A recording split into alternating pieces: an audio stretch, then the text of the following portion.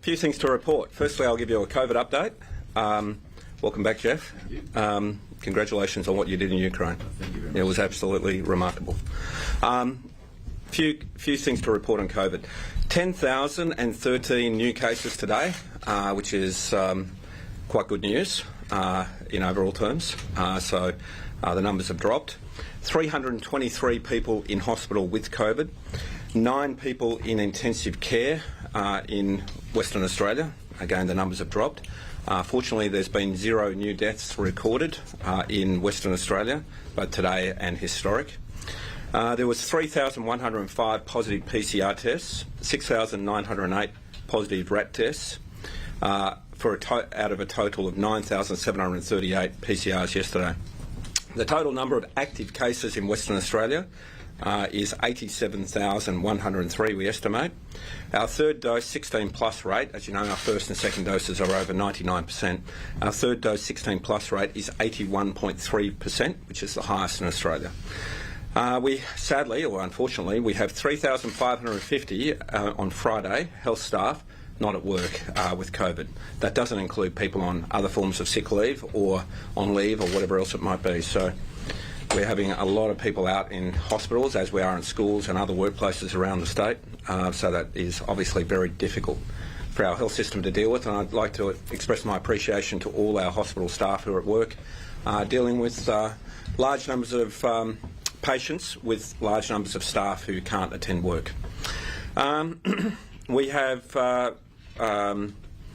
range of other things, which I'll talk about, no doubt, in response to your questions. A couple of other things. The Perth to London flights recommence today, so that's good news for tourism. We've put a huge effort into securing additional flights. Perth to Rome starts shortly, and this will mean we get more tourists into Western Australia. And for those people who might be of British origin, of which about 1 in 9 West Australians are born in Britain, this gives them a direct flight back to see family and friends. So this is good news, both economically and socially, for many West Australians.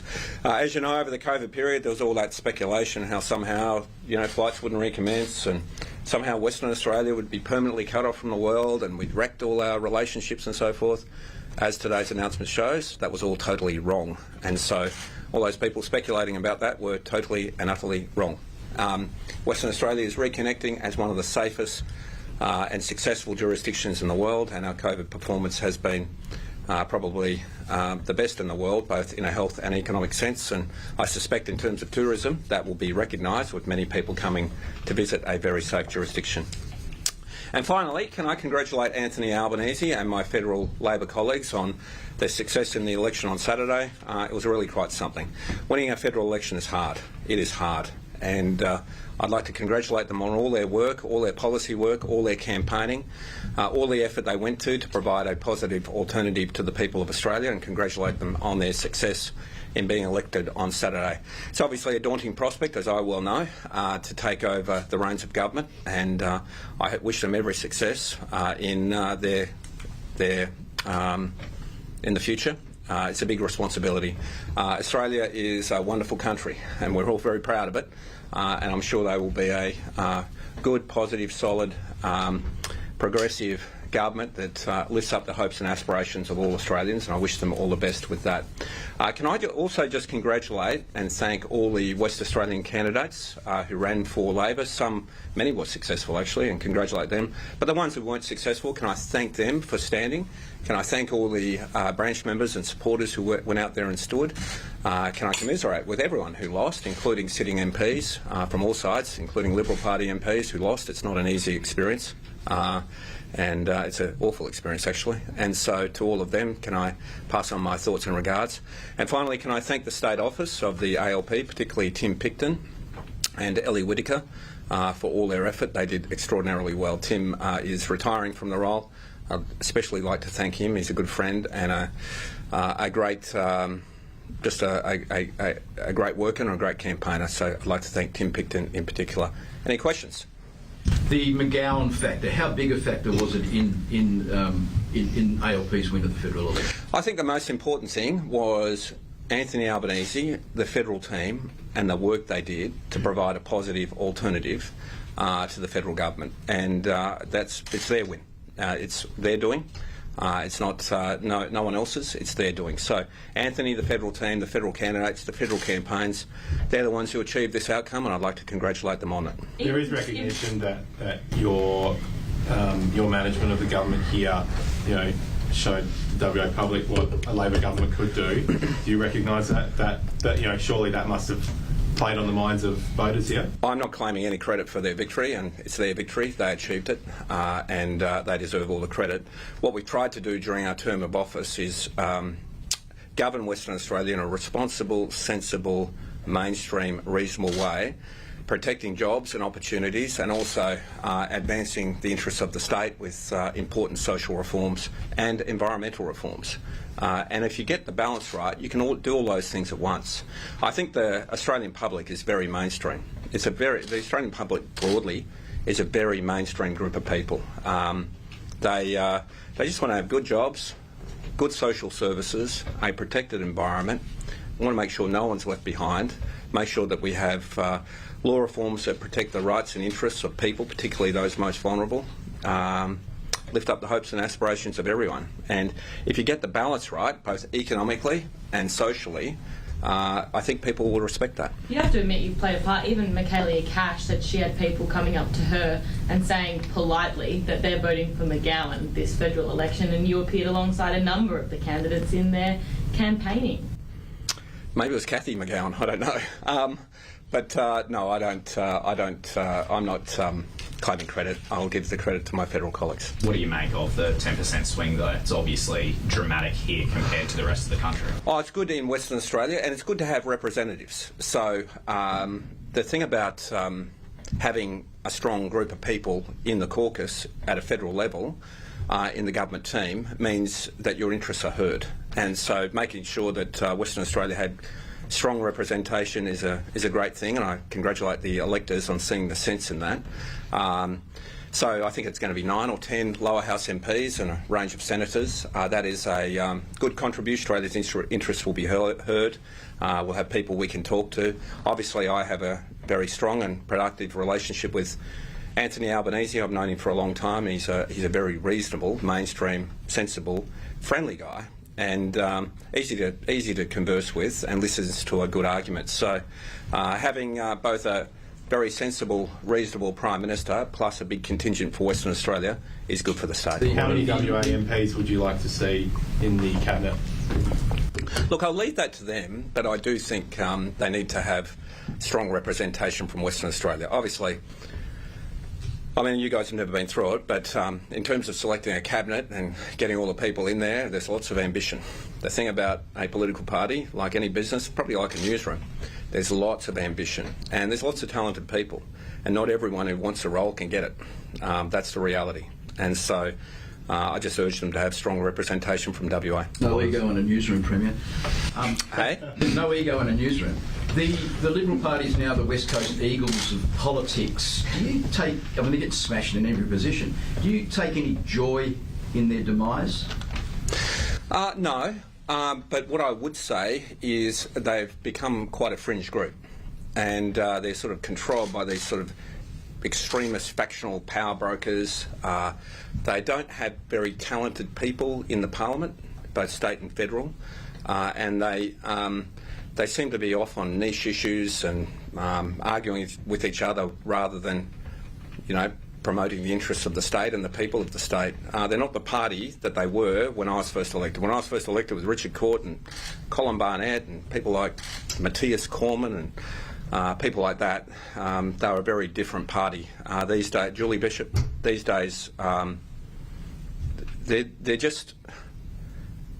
don't appeal to the mainstream. They're out on the fringe. They're more inclined to pursue their own hobby horses rather than listen to what the public wants. And I think that reflects in the vote in Curtin and the vote around the state. And I actually don't think they're fit for government, certainly at a state level, for a long time to come. Do you see the election of Anthony Albanese now, and probably from a Western Australian point of view, that this is now a chance to reset the relationship with China? Well, it is. Obviously, these things are difficult, but it is an opportunity to get back onto a surer footing with our major trading partner. We sell I just want to understand, it's both economic and security argument. We, as a state, export half of the nation's exports. And the vast majority of that goes to China because it's the biggest market. And so iron ore, gas, lots of other mineral products, lots of agricultural products go to China. So having a good relationship with your biggest customer is kind of important. I'm the son of a small businessman. My dad ran a business for most of my life. Working with your customers is an important thing. And making sure your customers have a warm regard for you is an important thing. And then there's the security arrangement. Well, you know, we are a country that is at the southern end of the world, and the biggest power in our region is China. Our strongest ally is and will remain the United States. But that doesn't mean you have a hostile relationship with China. You can have a very strong relationship with the United States and Britain and our other allies, and a productive relationship with China, in which the differences are dealt with diplomatically. What we saw over the federal election campaign was the Liberal Party tried to weaponise these things for political purposes. I haven't seen that done since before I was born, since the 1960s. That's what used to happen back in the Cold War. I just urge a reset on the relationship. It will be good for us if it is reset to a more diplomatic and at least we can talk to them rather than this sort of megaphone diplomacy. You know, Peter Dutton was the principal one out there talking about war and war footing and conflict and so forth. That's absolutely crazy. We're a country of 25 million people. China's a country of 1.4 billion people with nuclear weapons. Why would a mainstream political party be talking about that? So all I'd say is let's just have a sensible, strong relationship with China and continue our strong alliance with the United States and Britain. Just on Dutton, do you have any thoughts about the likelihood that he's going to be the new federal opposition leader? Oh, well, apparently he will be. He's an extremist. And I don't think he fits with modern Australia at all. And he doesn't seem to listen. He's extremely conservative. I actually don't think he's that smart. I've seen him present on things. I don't really pick up there's much there. Do you want to see... As opposed to Morrison, Scott Morrison is a clever guy.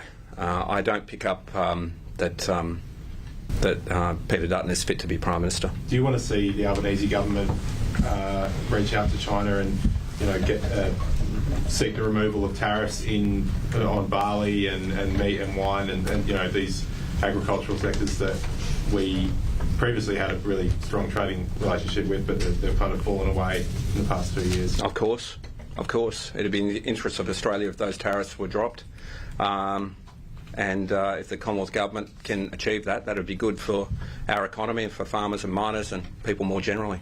And on the flip side of that, I know you have your opinions on Dutton, but a Chinese spy ship did come within very close to our shores last week or the week before. There's still that assertion, that aggression from China. Yeah, just so you understand, we send ships close to their shores. Not spy ships. We send warships close to their shores. I was an ex-naval officer. We send ships up there. We shouldn't be saying that it's an aggressive act, because then China can say when we send a ship or submarine up there, it's an aggressive act on our behalf. It's the law of the sea. They're in international waters. As long as they're transiting, countries do that. The Americans do it, we do it, the British do it, the French do it. That's what happens. It was just weaponised for political purposes.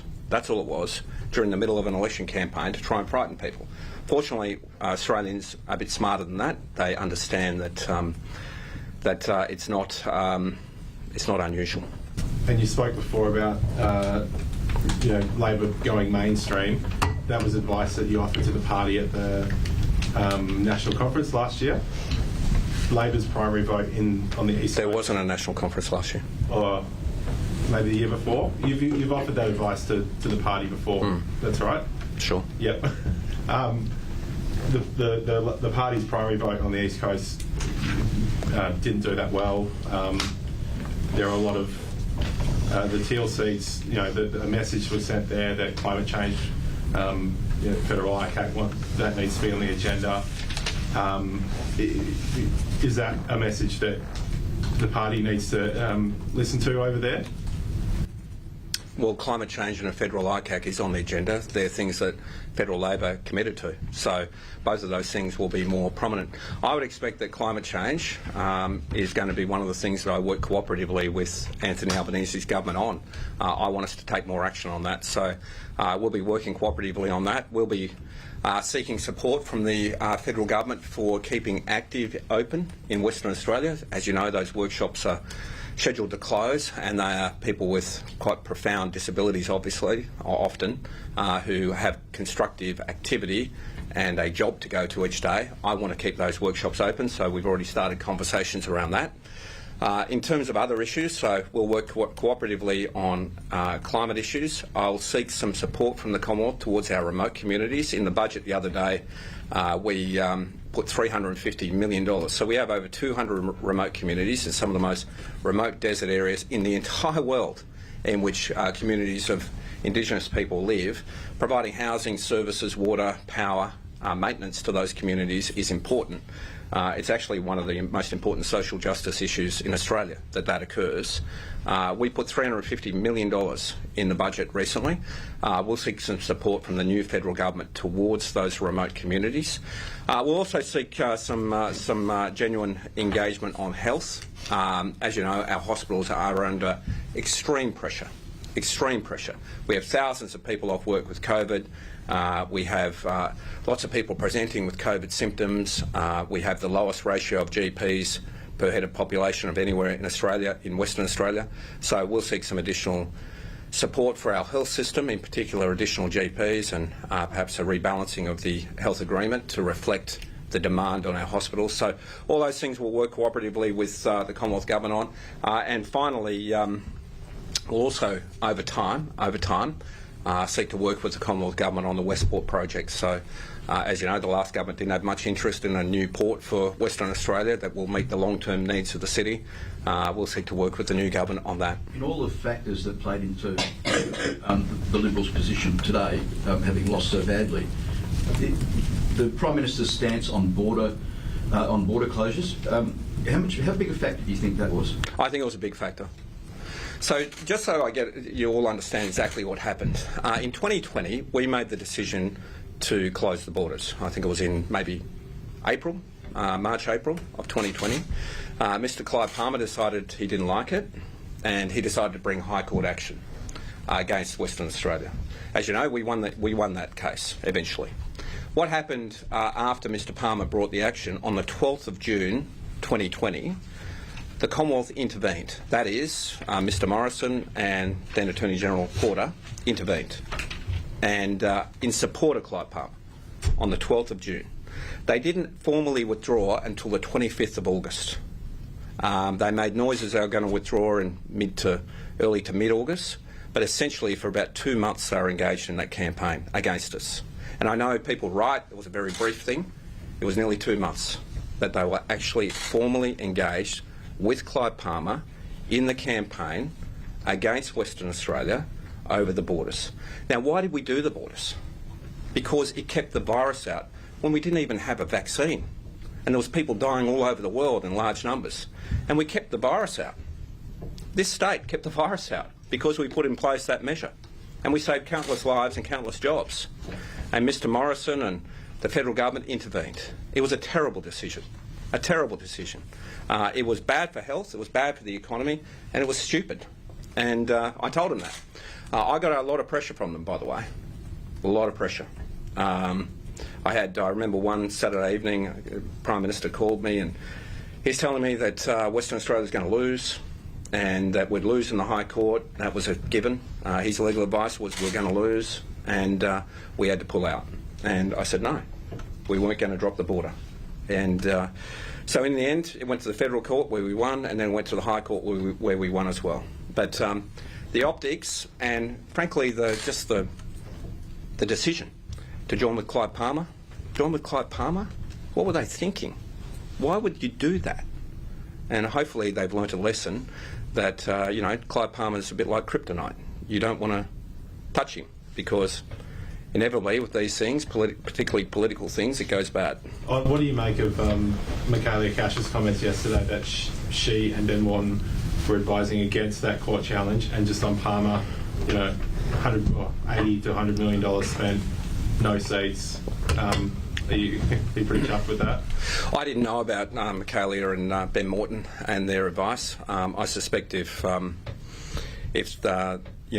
Prime Minister and Mr Porter had listened to them, it might have been a bit of a different outcome here. But West Australians have a good memory. They know that the border saved lives and saved countless jobs, and that the Liberal Party was trying to bring it down with Mr Palmer. It was a terrible look, and actually not just a terrible look, it was just the wrong decision. I never dreamt in my political career or my life I'd put up a border with the eastern states. That was not something that was ever on part of my thinking, ever. And but we did it, and it worked. And I think that's what the evidence has been over the course of the last 2.5 years. And the Liberal Party tried to stop us. So, you know, they have the explaining to do as to why they did it. They were, you know, Christian Porter was on to John Quigley demanding that we drop the border. I mean, saying we're going to lose in the High Court. The Prime Minister was doing the same with me. There was a fairly strong campaign around it, and I'm glad we didn't give in. In terms of your second question about the $100 million, is that what they spent? Mr Palmer spent without yeah. Well, good for you. Good for the media that he spent all that money. That's money for Jan. On that, you know, I'm pleased that West Australians and Australians more generally didn't elect any Palmer people. That's a good thing for the country. I saw their actions on the polling booths. I saw how the Palmer people behave. They're misfits and losers, and they scream and yell at voters. They shove things in people's faces. They're offensive and rude people, and I'm glad that Australians haven't supported them. What I saw on the booths I went to, and I went to dozens, is the Labor and Liberal people were relatively, in fact, very polite and respectful of each other and the voters. And you had these Palmer and, to a lesser degree, the One Nation people screaming, yelling, bustling, harassing. They're just misfits and losers. Some sections of the media are being criticised today for their perceived failure to be able to influence the voting public. At one of the press conferences I saw you were at, you looked amused at the performance of some of the questions that were being asked then. Do you want to reflect on that at all? Okay, so I went to maybe 4 press conferences, I don't know, 4 or 5, with Anthony Albanese over the course of the election campaign with the Federal Press Gallery, and I'm talking about the Federal Press Gallery here. And a number of you have commented to me about their behaviour, so I know you understand. The press conferences I went to, they were screaming and interrupting and rude and insulting, intimidating and bullying. Sort of stuff that in a workplace you get sacked for. They need to reflect on their behaviour. I've never seen anything like it. So Anthony's trying to answer a question, and they're basically talking over him and being rude and then muttering and then insulting. I've never seen anything like it, the behaviour of these national journalists. And then they would, he would conclude the press conference and say, right, okay, I hand over to Mark now, I have to go and do something else or catch a plane or whatever it is. And then they would pull their cameras off their stands, and journalists would run at him and, you know, surround him as he walked towards the exit after concluding his press conference. And then the reporting would be, he fled the press conference. It's just lies. It's just lying. And I just urge the National Press Gallery and some of them to reflect on how they acted. I mean, we live in a democracy, and it's a robust democracy, but that doesn't mean you insult and bully people. You ask questions, you report the facts, you act ethically, and a lot of that did not occur from the National Press Gallery during the campaign. And I know that a lot of you agree with that, because a lot of you have commented to me in Western Australia about that. I was shocked and appalled. I was around back in the day when Kim Beazley was the federal opposition leader, and I attended press conferences with him. And your journalists of that era, you know, your Laurie Oakes and your Paul Bongiornos and people like that, Michelle Grattans, they didn't act like that. They asked a question, he answered. They asked another question, he answered. And the questions can be tough, but not screaming and not interrupting and not just then insulting the alternative Prime Minister of Australia during the conference. I don't know if they did the same to Scott Morrison. I doubt it, because, you know, for obvious reasons. But it was a very, I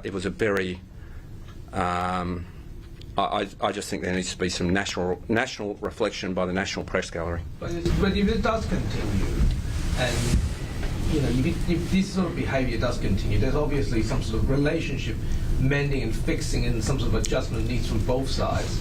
How do you see it from going forward if the National Press Gallery doesn't stay on message with our... Well, Ivan, I didn't see you doing it, and I think you should go to Canberra and be a part of the National Press Gallery. Just back on active workshops, there's a lot of WA families in limbo over those closures. Is there a time frame you're hoping to maybe have an answer for them? As soon as possible. Obviously, look, disabilities is funded by the Commonwealth Government, and I'm reluctant for the state to step in every time that the Commonwealth pulls out resourcing, because then they can do it with everything and the state has to pick things up. That's my reluctance there, even though I'm totally supportive of active continuing.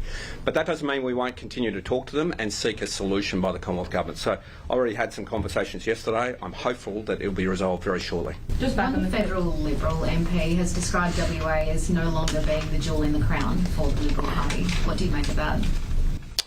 Well, things move around over time. I mean, when I was at university, when I was studying, I did a few courses, but Victoria was always described as the jewel in the crown for the Liberal Party. Back in the 1950s, 60s, 70s, Victoria was the jewel. It's obviously not anymore. Things change over time. Western Australia, look, we're a mining state, we're a successful state, we're very outward looking, and very quite socially progressive. And so if you want to form government here, you have to embrace those things. So I assume the success of the state government is because we have embraced those things. We support our export industries. We want to see strong job opportunities here. But we're progressive on things. We put in place VAD laws to help people in their last days of life to avoid painful death. We've ensured our parliament is democratic. We've reformed our laws to help the victims of child sexual abuse pursue cases after statute of limitation. There's numerous things we've done to ensure the state lifts everyone up and gives everyone opportunity in life at the same time as creating jobs. And we've embraced that. The Liberal Party is not. They have not embraced those things. I mean, they attack me all the time over, look at the federal government, they're attacking our strongest trading partner and trying to wreck that relationship. That obviously, if you work in mining or if you work in mining-related industries or if your family is a beneficiary of that, you probably understand that's a threat to your future. That is a threat to your future.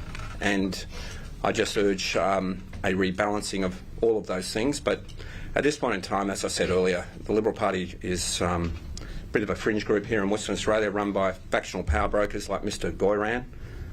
It's really not fit for office. Do you have an update on how St John's travelled over the weekend? Were they properly resourced? Quite well. The update I have today is there's only 2 ambulances off the road today. I understand over the weekend, despite the fact there was a number of ambulances down, it was managed reasonably well. We've got firefighters becoming available tomorrow to assist to drive ambulances. The staff, the health and police staff are embedded in St John's, so I understand it's running as well as can be expected. But as I said, there's 3,500 people who normally work in hospitals who are at home with COVID today. And that is difficult for our hospitals to manage, so that's the problem we face, and we are doing our best to deal with that difficult situation, but I expect our difficulties, whilst COVID is rife in the community, will continue. You probably were asked this, I've only just come back, but do you have confidence in Michelle Fyfe?